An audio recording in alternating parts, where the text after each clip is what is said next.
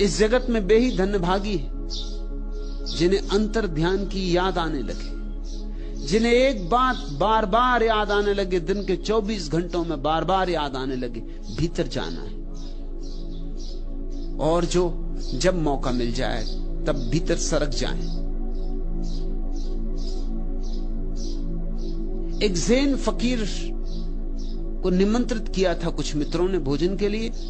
7 मंजिल मकान, जापान की कहानी है। अचानक भूकंप आ गया।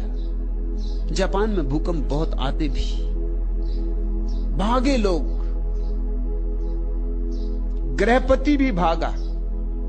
7वीं मंजिल पर कौन रुकेगा जब भूकंप आया हो? सीढ़ियों पर भीड़ हो गई। बहुत मेहमान इकट्ठे थे, कोई 25 मेहमान थे। गृहपति द्वार पर ही अटका है। तभी उसे ख्याल आया कि प्रमुख मेहमान का क्या हुआ, उस ज़ेन फकीर का क्या हुआ। लौट कर देखा, वह फकीर तो अपनी कुर्सी पर पालथी मार के बैठ गया, आंखें बंद, जैसे बुद्ध की प्रतिमा हो, संगमरमर की प्रतिमा हो, ऐसा शांत, ऐसा निश्चल। उसका रूप, उसकी शांति, उसका आनंद सम्मोहित कर लिया गृहपति को। खींचा चलाया जैसे कोई चुंबक से खींचा चला आता। बैठ गया फकीर के पास।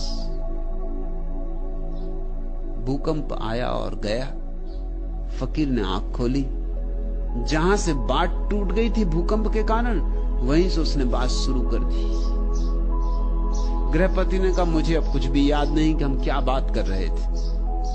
ये बीच में इतना बड़ा भूकंप हो गया है, सारे नगर में हाहाकार है, इतना शोरगुल मचा है, इतना बड़ा धक्का लगा है, मुझे कुछ भी याद नहीं हम कहां क्या बात कर रहे थे। अब उस बात को आप शुरू ना करें। अब तो मुझे कुछ और पूछना है। मुझे ये पूछना है कि हम सब भागे, आप क्यों नहीं भागे? फकीर ने कहा, भागा तो मैं भी, मैं भीतर की तरफ भागा, तुम बाहर की तरफ भागे। जहां जिसकी मंजिल है, जहां जो सोचता है सुरक्षा है, उस तरफ भागा। और मैं तुमसे कहता हूं, तुम्हारा भागना व्यर्थ, क्योंकि भूकंप यहां भी है, भूकंप 6वीं मंजिल पर भी है, भूकंप 5वीं मंजिल पे भी है, भूकंप 4थी मंजिल पे भी है, भूकंप सब मंजिलों पर है। भाग कहां रहे हो?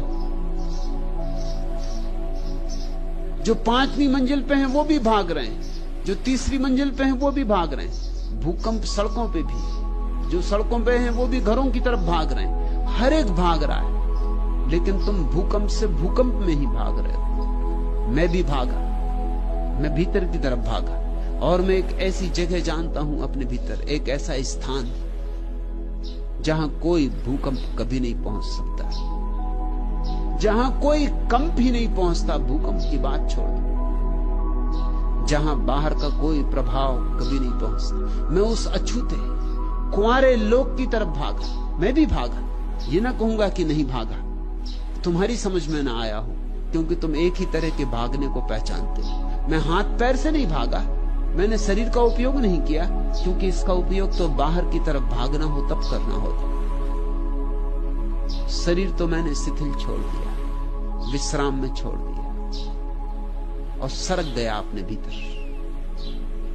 वहां बड़ी सुरक्षा है, क्योंकि वहां अमृत है, वहां कोई मृत्यु नहीं। चिंता थी मुझे तो सिर्फ एक,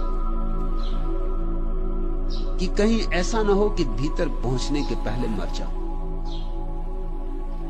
बस जब भीतर पहुंच गया फिर निश्चिंत हो गया। अब कैसी मौत, अब किसकी मौत?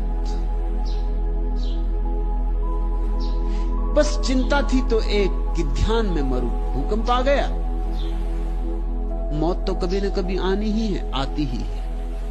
एक ही ख्याल था कि ध्यान में मरूं, ध्यान में जियो, ध्यान में मरो। मंजू, याद आने लगी है, इस याद को गहराओ, सींचो, संभालो। अनजाने चुपचाप अध खुले वातायन से आती हुई जुन्हाई साही, तेरी छवि का सुधि सम्मोहन आज बिखर कर सिमट चला है मेरे मन में। छलक उठा है उर का गागर किसी एक अज्ञात ज्वार से, किन सपनों के मदिर भार से, किन किरणों के परस प्यार से। पल भर में यूं आज अचानक यह किस रूप परी विरहन के उर की पीड़ा, मेरे जी में भी चुपके से तिर आई है यूं अनजाने। गूंज उठा है अंतर जीवन किस फेनिल अरुणाभ राग से, किन फूलों के मधुपराग से पुलकित हो आया है आकुल मधु समीर। जी के इस कानन में भी फूली है सरसों, इस वन का भी कोना कोना है भर उठा अकथ छलकन से, प्राणों के कनकन से। एक वातायन खुल रहा है, एक पर्दा सरक रहा है। सहयोग करो, साथ दो। जल्दी ही बहुत कुछ होने को है। किसने मेरे ख्याल में दीपक जला दिया, ठहरे हुए तालाब का पानी हिला दिया। तन्हाइयों के बजरे किनारे पे लग गए, ऐसा यकीन हमको किसी ने दिला दिया। यह क्या मजाक है कि बहारों के नाम से पूरा चमन मिठा के नया गुल खिला दिया। मुद्दत गुजर गई थी हमें यूं ही चुप हुए, कल से बहक उठे हैं हमें क्या पिला दिया। मंजू पियो, यह तो मधुशाला है। मैं तुम्हें कोई सिद्धांत नहीं सिखा रहा हूं, शुद्ध शराब पिला रहा हूं, अंगूरों से निचोड़ी हुई नहीं, आत्मा से निचोड़ी हुई। पियो, जी भर के पियो, नाचो, गाओ, गुनगुनाओ, और जितने क्षण मिल जाएं, जब मिल जाएं, तब चल पड़ो भीतर की तरफ। भूकंपों की प्रतीक्षा मत करो, क्योंकि भूकंपों में भीतर वही पहुंच पाएगा जो भीतर जाता ही रहा है, जाता ही रहा है, जो रोज आता जाता रहा है। वह ज़ेन फकीर अपने भीतर पहुंच सका क्योंकि रास्ता परिचित था, बहुत बार आया गया था। ये मत सोचना कि मौत जब आएगी तब अचानक ध्यान कर लेंगे, ये नहीं होगा। मौत अचानक आएगी। जीवन भर धन की चिंता की थी, मरते वक्त की धन की ही चिंता तुम्हारे सिर पर सवार रहेगी। अगर पद की आकांक्षा की थी तो मरते वक्त भी पद की ही नसेनी चढ़ते रहोगे कल्पना में। मृत्यु के क्षण में तुम्हारा सारा जीवन संग्रहित होकर तुम्हारे सामने खड़ा हो जाता। तुमने ये बात तो सुनी होगी ना कि जब कोई आदमी नदी में डूब के मरता है तो एक क्षण में सारा जीवन उसके सामने दौड़ जाता है। यह बात सभी के संबंध में सच है, नदी में डूब के मरने वालों के संबंध में ही नहीं। मरती घड़ी में तुम्हारा सारा जीवन सिकुड़ के, जैसे हजारों हजारों फूल से एक बूंद इत्र निचोड़ते हैं, ऐसे तुम्हारे सारे जीवन के अनुभव से एक बूंद निचोड़ाती। लेकिन अगर तुम्हारा सारा जीवन दुर्गंध का ही था तो बूंद दुर्गंध की होगी। अगर सारा जीवन सपना ही सपना था तो ये बूंद भी सपना होगी। और अगर जीवन में तुमने कुछ सत्य भी कमाया था, कुछ ध्यान भी कमाया था, कुछ प्रेम भी जगाया था, कुछ बांटा भी था, कुछ लुटाया भी था,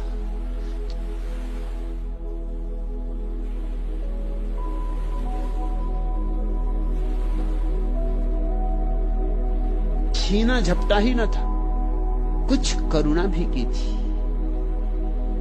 तो तुम्हारी अंतिम क्षण की जो प्रतीति होगी सारा जीवन निचोड़ के एक इत्र की बूंद बन जाएगा। उसी इत्र की बूंद पर सवार होकर तुम परमात्मा की यात्रा पर निकलोगे। मंजू, शुभ हुआ है। अब इस घड़ी को, इस बलिहारी की घड़ी को छिटक मत जाने देना, जोर से पकड़ रखना। अब पकड़ने योग कुछ तुम्हारे पास है। और ध्यान रखना, जिनके पास कुछ नहीं है उनके पास गंवाने को भी कुछ नहीं होता, और जिनके पास कुछ है उनके पास गंवाने को भी कुछ होता। नंगा नहाए तो निचोड़े क्या। जिनको हम साधारण जन कहते हैं, सांसारिक जन, उनको क्या फिक्र, उनके पास गंवाने को कुछ है ही नहीं। हमारे पास एक शब्द है योग भ्रष्ट, उसकी तौल का दूसरा शब्द नहीं है भोग भ्रष्ट। तुमने कभी ऐसा शब्द सुना, भोग भ्रष्ट? भोग भ्रष्ट होते ही नहीं। समतल जमीन पे चलोगे तो कहीं गिरोगे, लेकिन पहाड़ों की ऊंचाइयों पे चढ़ोगे तो गिर सकते हो। योग भ्रष्ट होता है। मंजू, एक घड़ी करीब आ रही सरकती हुई जो बड़ी कीमत की होगी। अंतर्ध्यान की याद आनी शुरू हुई है, जल्दी ही अंतर्ध्यान लगेगा। तब चूक मत जाना, क्योंकि बाहर की जन्मों जन्मों की वासनाएं खींचेंगी,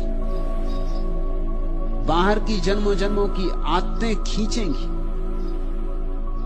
हजार बाधाएं खड़ी होंगी।